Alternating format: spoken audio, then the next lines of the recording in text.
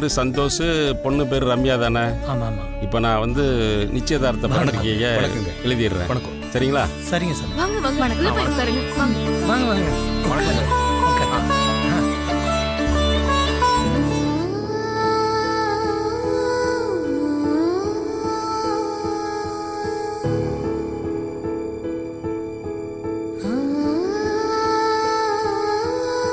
இது வரைக்கும் நான் எந்த விஷயத்திலயும் உங்களை நம்பாம இருந்தது இல்லப்பா.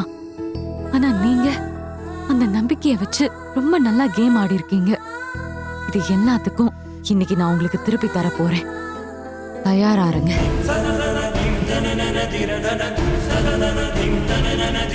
ஆ